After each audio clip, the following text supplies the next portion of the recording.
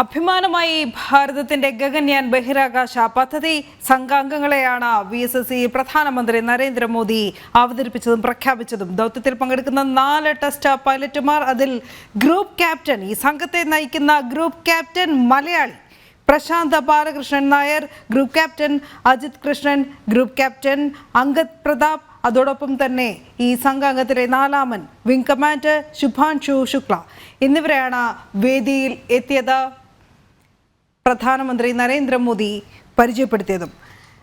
പ്രധാനമന്ത്രി, ഗവർണർ ആരിഫ് മുഹമ്മദ് ഖാൻ, മുഖ്യമന്ത്രി പിണറായി വിജയൻ, കേന്ദ്രമന്ത്രി വി മുരളീധരൻ തുടങ്ങിയവർ പങ്കെടുത്ത ചടങ്ങിലാണ് ഇവരെ അവതരിപ്പിച്ചതും. എന്തായാലും റഷ്യയിൽ ഈ ടെസ്റ്റ് പൈലറ്റുമാർ 1.5 വർഷം പരിശീലനം പൂർത്തിയാക്കിയിരുന്നു. ബംഗളൂരുവിലെ ഹ്യൂമൻ സ്പേസ് സെന്ററിലും പരിശീലനം നടത്തി. യാത്രികരുടെ കുടുംബവും ചടങ്ങിൽ പങ്കെടുക്കുന്നുണ്ട്. പാലക്കാട് നെന്മാറ സ്വദേശിയാണ് പ്രശാന്ത് ബാലകൃഷ്ണൻ നായർ. നാഷണൽ ഡിഫൻസ് അക്കാദമിയിലെ പഠനശേഷം 1999 ജൂണിലാണ് സേനയിൽ ചേരുന്നത്, വ്യോമസേനയിൽ ചേരുന്നത്. സുഖോയ് യുദ്ധവിമാന പൈലറ്റാണ് അദ്ദേഹം. VSSCയിലെ 3 പദ്ധതികൾ കൂടിയാണ് പ്രധാനമന്ത്രി ഇന്ന് ഉദ്ഘാടനം ചെയ്തിരിക്കുന്നത്. അതിനുശേഷം അദ്ദേഹം നടത്തിയ പ്രസംഗമാണ് തത്സമയം നമ്മൾ വീക്ഷിച്ചുകൊണ്ടേയിരുന്നത്. സുപ്രധാന പ്രഖ്യാപനങ്ങൾ ഇന്ന് പ്രധാനമന്ത്രി നടത്തുകയുണ്ടായി. അതോടൊപ്പം തന്നെ വരും വർഷങ്ങളിൽ നമ്മൾ ബഹിരാകാശ രംഗത്ത് ഇനിയും ഉയരങ്ങളിൽ എത്തും എന്നുള്ള ദൃഢനിശ്ചയവും ആത്മവിശ്വാസവും അദ്ദേഹത്തിൻ്റെ വാക്കുകൾ നമ്മളെ ഓർമ്മിപ്പിക്കേണ്ട. എന്തായാലും ഐസൻ ജോസ് കൂടി ചേരുന്നുണ്ട്.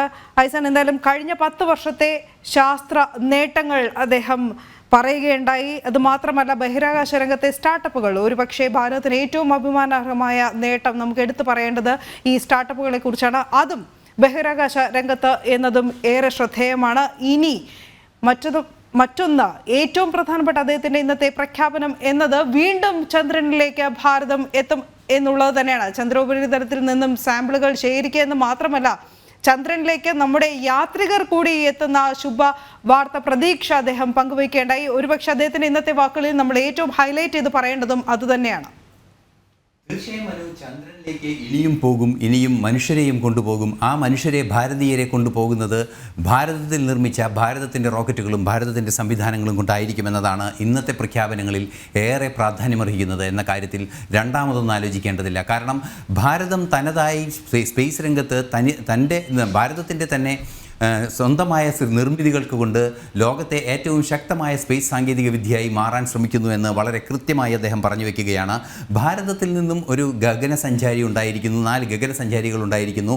ഇവർ ഭാരതത്തിൽ ബഹിരാകാശത്തിലേക്ക് ഭാരതത്തിൻ്റെ ബഹിരാകാശ സഞ്ചാരികളാകുന്നതിന് പുറമെ ഇനിയും യുവാക്കൾ ഇതിൽ പ്രേരണ ഉൾക്കൊണ്ട് കടന്നു വരും. ആ കടന്നു വരുന്ന യുവാക്കൾ തീർച്ചയായും ചന്ദ്രനിലേക്ക് വരെ എത്തും. ആ ചന്ദ്രനിലേക്ക് എത്തുന്നത് മറ്റ് രാജ്യങ്ങളുടെ സഹായത്തോടെ ആയിരിക്കില്ല, അല്ലെങ്കിൽ മറ്റു സംവിധാനങ്ങളുടെ സഹായത്തോടെ ആയിരിക്കില്ല. ഭാരതത്തിൻ്റെ തന്നെ എല്ലാ സംവിധാനങ്ങളും, അതായത് ഗ്രൗണ്ട് മുതൽ ചന്ദ്രനിൽ ഇറങ്ങുന്നത് വരെ, അല്ലെങ്കിൽ അവിടെ കഴിയുന്ന എല്ലാ രംഗങ്ങളിലുമുള്ള സംവിധാനങ്ങളെല്ലാം തന്നെ ഭാരതത്തിൽ നിർമ്മിച്ചുകൊണ്ടായിരിക്കുമെന്നാണ് അദ്ദേഹം പറഞ്ഞത്. അതുതന്നെയാണ് ഇന്നത്തെ ഏറ്റവും വലിയ പ്രഖ്യാപനവും. കാരണം ഭാരതം ചന്ദ്രനിലേക്ക് മനുഷ്യനെ എത്തിക്കുന്നതിന് സാധ്യമാകും. 4 ലക്ഷം കിലോമീറ്ററോളം സഞ്ചരിച്ച് ചന്ദ്രനിലെത്തി, ചന്ദ്രനിൽ നേരിട്ട് നിരീക്ഷണങ്ങൾ നടത്തി തിരിച്ച് മനുഷ്യർ ഭൂമിയിലെത്തുമെന്ന് ഒരു പ്രധാനമന്ത്രി ഒരു ശാസ്ത്രവേദിയിൽ പറയുന്നുണ്ടെങ്കിൽ അതിൻ്റെ ആത്മവിശ്വാസം ചെറുതല്ല. അത് ഭാരതീയർക്ക് നൽകുന്ന സന്ദേശവും ഒട്ടും ചെറുതല്ല എന്ന കാര്യത്തിൽ തർക്കമില്ല. മറ്റു പ്രധാന വിഷയങ്ങളെല്ലാം തന്നെ അദ്ദേഹം വിശദീകരിക്കുകയുണ്ടായി. അതിലേറ്റവും പ്രാധാന്യമർഹിക്കുന്നതാണ് ഒരു റിവേഴ്സ് പ്രോബ്, അതായത് ഭൂമിയിൽ നിന്നും ചന്ദ്രനിലേക്ക് ഒരു റോക്കറ്റ് വിക്ഷേപിച്ചതിന് ശേഷം ആ റോക്കറ്റിൻ്റെ ഘടകഭാഗങ്ങൾ, ചന്ദ്രനിലെ സാമ്പിളുകൾ, നമുക്കറിയാവുന്നതാണ്.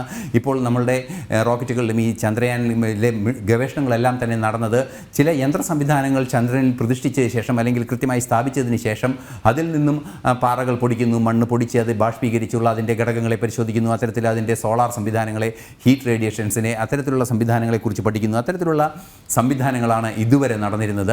എന്നാൽ അതിനെ തിരിച്ച് നേരെ ചന്ദ്രനിലുള്ള ഒരു എന്തെങ്കിലും വസ്തു, അത് പാറയുടെ കഷ്ണമാകാം, മണ്ണിൻ്റെ നിരവധി തവണ നമ്മളൊക്കെ പലതവണ പരാമർശിച്ചിട്ടുള്ള ചന്ദ്രനിലെ പൂഴിയായ റിഗോലിത്താകാം, അല്ലെങ്കിൽ ചന്ദ്രൻ്റെ അന്തരീക്ഷത്തിലെ ഹീലിയത്തിൻ്റെ പ്രസൻസ് ആകാം. എന്താണോ ചന്ദ്രനിലുള്ളത് അവയെല്ലാം കൃത്യമായി അവിടെ നിന്ന് ശേഖരിച്ച് ആ പ്രോബ് കൂടി, അല്ലെങ്കിൽ ആ സംവിധാനം തിരിച്ച് ഭൂമിയിലെത്തിക്കുന്നു. തുടർന്ന് ഭൂമിയിലെ ഗവേഷണ നിരീക്ഷണങ്ങൾ നടത്തും എന്നാണ് അദ്ദേഹം പറഞ്ഞത്. സ്വാഭാവികമായും നമുക്കറിയാൻ സാധിക്കുന്നത് ഹീറ്റ് ട്രാൻസ്പെറൻസി വളരെ കുറഞ്ഞ ഒരു സംവിധാനം, അല്ലെങ്കിൽ ഹീറ്റ് ട്രാൻസിഷൻ കണ്ടക്ഷൻ കുറഞ്ഞ ഒരു മണ്ണാണ് ചന്ദ്രനിലുള്ളത് എന്ന് നമുക്ക് മനസ്സിലാക്കാൻ സാധിച്ചിട്ടുണ്ട്. ലഭിച്ചിട്ടുണ്ട്. ഈ ചാസ്ത എന്നൊക്കെ പറയുന്ന ചൂട് അളക്കുന്ന ഉപകരണത്തിൽ നിന്നും അതിനുള്ള വിവരങ്ങൾ ലഭിച്ചിട്ടുണ്ട്. അത്തരത്തിലുള്ള വിവരങ്ങളുടെ അടിസ്ഥാനത്തിൽ ശാസ്ത്ര സാങ്കേതിക രംഗത്ത് കുതിച്ചുചാട്ടമുണ്ടാക്കുന്നതിനുള്ള ഉൽപ്പന്നങ്ങൾ നിർമ്മിക്കുന്നതിന് എത്ര കണ്ട് സാധ്യതകളുണ്ട് എന്ന് പരിശോധിക്കപ്പെടാനുള്ള ഒരു ശാസ്ത്ര നീക്കമാണ് ചന്ദ്രനിൽ നിന്നുള്ള വസ്തുക്കൾ ഭൂമിയിലേക്ക് എത്തിക്കുക എന്നത്, ഭൂമിയിലെ സാഹചര്യത്തിൽ അതിനെ പരിശോധിക്കുക എന്നത്. അതെല്ലാം നടത്തുമെന്ന് വളരെ കൃത്യമായി പറഞ്ഞിരിക്കുന്നു. ഇത് ഒരു തുടക്കം മാത്രമാണ് ചന്ദ്രയാൻ ബഹിരാകാശ യാത്രികരുടെ ഇന്ന് ഈ വരാനിരിക്കുന്ന ഗഗൻയാൻ സഞ്ചാരം. തുടർന്ന് നിരവധി പേർ യുവാക്കളും അതുപോലെ തന്നെ ഈ സ്പേസ് കുതികളുമായവർ ഈ രംഗത്ത് കടന്നു വരും. ശാസ്ത്ര സാങ്കേതിക രംഗത്തെ ഭാരതത്തിൻ്റെ പ്രതീക്ഷ വാനോളം ഉയരാനിത് സാഹചര്യം ഒരുക്കുമെന്ന കാര്യത്തിൽ തർക്കമില്ല എന്ന് വളരെ കൃത്യമായി അദ്ദേഹം പറയുകയും ചെയ്തു. ഇനി ഏറെ പ്രാധാന്യമർഹിക്കുന്നത് അനു ഉൾപ്പെടെയുള്ള വാർത്താമാധ്യമ പ്രവർത്തകർക്ക് പോലും അഭിമാനിക്കാവുന്ന ഭാരതത്തിൻ്റെ ഒരു ചരിത്രമാണ്. അതായത് ISRO എന്ന അതിസങ്കീർണമായ ശാസ്ത്ര സാങ്കേതിക രംഗത്തിൻ്റെ പിന്തുണയായി പ്രവർത്തിച്ച, നട്ടലായി പ്രവർത്തിച്ച 5000 സ്ത്രീകളുണ്ട് എന്നാണ് അദ്ദേഹം പറഞ്ഞത്. ഈ 5000 സ്ത്രീകൾക്കും അഭിവാദ്യങ്ങൾ അർപ്പിച്ചുകൊണ്ട് പ്രധാനമന്ത്രി ഇന്ന് പ്രഭാഷണം നടത്തിയത്. സ്വാഭാവികമായും ഒരു സ്ത്രീ ശക്തിയുടെ ശേഷി അല്ലെങ്കിൽ ഭാരതത്തിൻ്റെ സ്ത്രീ ശക്തി കേവലം സാധാരണ ജോലികൾ ചെയ്യുന്ന അല്ലെങ്കിൽ ക്രാഫ്റ്റ്മാൻ്റെ ജോലികൾ ചെയ്യുന്ന അല്ലെങ്കിൽ സ്വാഭാവിക ജോലികൾ ചെയ്യുന്ന സ്ത്രീകളല്ല, അല്ലെങ്കിൽ ചെറിയ ജോലികൾ ചെയ്യുന്ന സ്ത്രീകളല്ല. വലിയ ലക്ഷ്യങ്ങൾ നേടുന്ന, ശാസ്ത്രരംഗത്തെ വൻ നേട്ടങ്ങൾ നേടുന്ന ഒന്നോ രണ്ടോ സ്ത്രീകളല്ല, 5000 പേരാണ് എന്ന് തന്നെ അദ്ദേഹം പറഞ്ഞു വയ്ക്കുമ്പോൾ ഭാരതത്തിൻ്റെ സ്ത്രീ സമൂഹത്തെ അത്ര കണ്ട് അദ്ദേഹം ആദരിക്കുന്നു, അഭിനന്ദിക്കുന്നു എന്ന് തന്നെയാണ് മനസ്സിലാക്കേണ്ടത്. അതും ഇന്നത്തെ അദ്ദേഹത്തിൻ്റെ പ്രഭാഷണത്തിൽ ഏറെ പ്രാധാന്യമർഹിക്കുന്ന ഒരു വിഷയമാണ്. അവസാനം അദ്ദേഹം പറഞ്ഞു വെച്ച വലിയൊരു സത്യമുണ്ട്. അതായത് ശാസ്ത്രം എന്തിനെ എന്ന ചോദ്യം, സമൂഹത്തിന് മുന്നിൽ ശാസ്ത്രം എന്തിനെ എന്ന ചോദ്യത്തിന് വലിയൊരു മറുപടി അദ്ദേഹം പറഞ്ഞു. ബഹിരാകാശ ഗവേഷണ രംഗം ഇടപെടുകയാണ്. കാരണം എത്രത്തോളം വലിയ പ്രഖ്യാപനങ്ങളാണ് അദ്ദേഹം നടത്തിയത് നമുക്കറിയാം. അതിലേക്ക് മടങ്ങിയെത്താൻ നമ്മൾ ഈ സ്ക്രീനിൽ കാണുന്ന ദൃശ്യം അതൊരു പക്ഷേ നമുക്ക് പ്രേക്ഷകർക്ക് വേണ്ടി ഒന്ന് പരിചയപ്പെടുത്തണം. കാരണം ഇന്ന് ഈ പ്രഖ്യാപിക്കപ്പെട്ട 4 ആസ്ട്രോനോട്ടുകളിൽ ആ സംഘത്തെ നയിക്കുന്ന മലയാളി, അദ്ദേഹത്തിൻ്റെ ഗ്രഹത്തിൽ നിന്നുള്ള ദൃശ്യങ്ങളാണ് നമ്മൾ ആവർത്തിച്ച് കണ്ടുകൊണ്ടേയിരിക്കുന്നത്. പാലക്കാട് നെന്മാറ സ്വദേശിയാണ് അദ്ദേഹം. എന്തായാലും പ്രശാന്ത് ബാലകൃഷ്ണൻ നായർ എന്ന ഗ്രൂപ്പ് ക്യാപ്റ്റൻ്റെ വീടും അദ്ദേഹത്തിൻ്റെ കുടുംബാംഗങ്ങളെയാണ് നമ്മളിപ്പോൾ ആവർത്തിച്ച് ഈ ദൃശ്യങ്ങളിൽ കണ്ടുകൊണ്ടേയിരിക്കുന്നത്. അദ്ദേഹത്തിൻ്റെ മാതാപിതാക്കളൊക്കെ ഇന്ന് വേദിയിൽ ഉണ്ടായിരുന്നു. ഈ 4 പേരുടെയും കുടുംബങ്ങൾ ഇന്ന് പങ്കെടുത്തിരുന്നു ഈ ചടങ്ങിൽ. എന്തായാലും പ്രധാനമന്ത്രി പ്രഖ്യാപിച്ച 4 പേരുകൾ, ഐസൻ ഒരുപക്ഷെ രാകേഷ് ശർമ്മ എന്നുള്ള പേരിനപ്പുറത്തേക്ക് നമ്മൾ ഇത്രയും കാലമായിട്ട് പോലും ബഹിരാകാശ സഞ്ചാരി എന്ന്, ഭാരതീയൻ എന്ന് പറയാൻ കഴിഞ്ഞിരുന്നില്ല. ഇപ്പോൾ എത്ര ആത്മവിശ്വാസത്തോടു കൂടി പ്രധാനമന്ത്രിയുടെ വാക്കുകൾ നമ്മളെല്ലാവരും കേട്ടുകൊണ്ടിരിക്കുമ്പോൾ ഈ അദ്ദേഹം പറഞ്ഞതുപോലെ തന്നെ ഓഗസ്റ്റ് 23, 2023 നൽകിയ പ്രതീക്ഷകൾ ഒരുപക്ഷെ ഭാരതത്തിന് ഏറെയാണ്, ബഹിരാകാശ രംഗത്ത് ഏറെയാണ്. ഇനിയും യുവാക്കൾ കടന്നു വരുന്നത് ഒരുപക്ഷെ അപ്രാപ്യമായ ഒരു രംഗമല്ല, മേഖലയല്ല ബഹിരാകാശ രംഗം മേഖല എന്ന തിരിച്ചറിവ് കൂടി.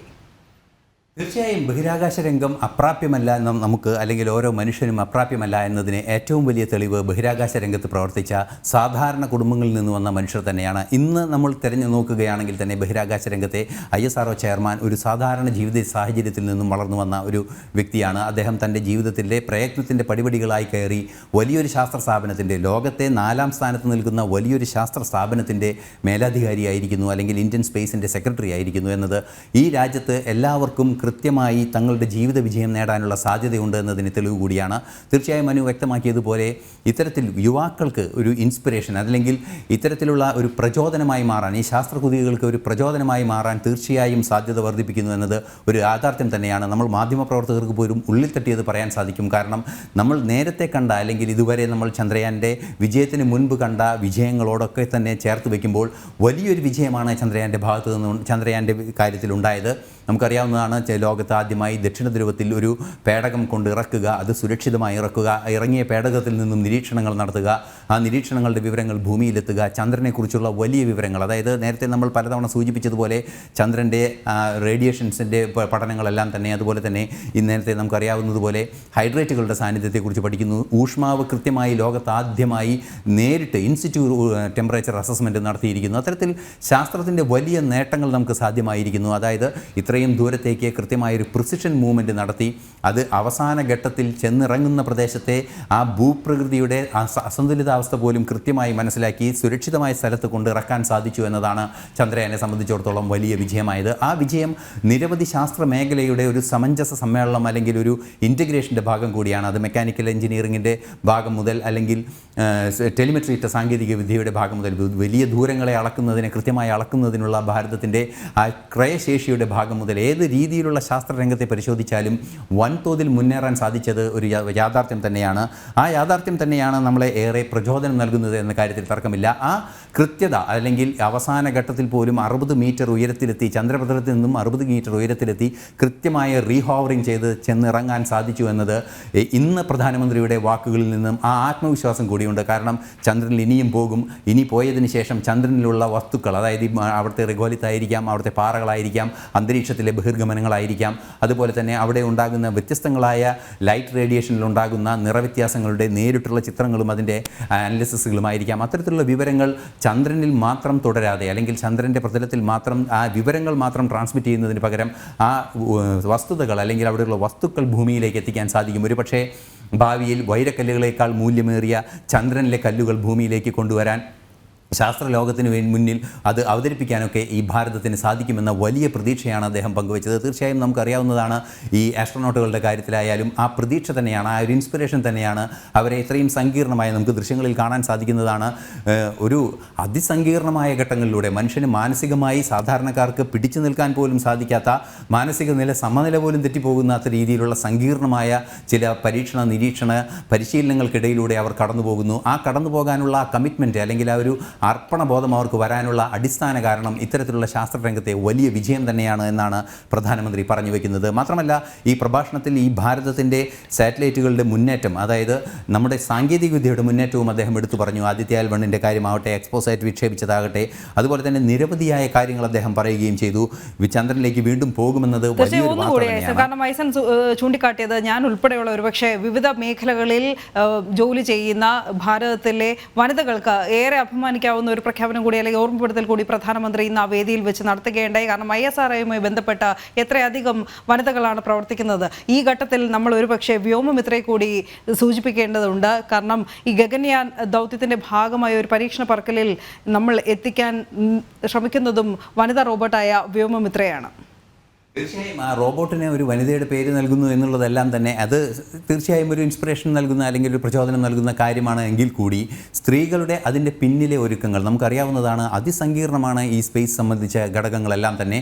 നമുക്ക് ഓരോ ഘട്ടങ്ങളിലും ഇതിൻ്റെ ഓരോ പോയിന്റുകളിലും ഒരു ചെറിയ സെക്കൻഡുകളിൽ അല്ലെങ്കിൽ അത് നിയന്ത്രിക്കുന്ന, നമുക്കറിയാവുന്നതാണ്, വർഷങ്ങളോളം ഈ രംഗത്ത് പ്രവർത്തിച്ച ഒരു വനിത, തമിഴ്നാട് സ്വദേശിയായത് ഒരു വനിതയായിരുന്നു. അത് കൗണ്ട് ഡൗൺ അനൗൺസ്മെൻറ്റുകളും കൗണ്ട് ഡൗൺ നോട്ടീസുകളും നടത്തിയിരുന്നത് ഒരു വനിതയാണ്. അവർ വിരമിച്ചതെല്ലാം തന്നെ വലിയ വാർത്തയായിരുന്നു.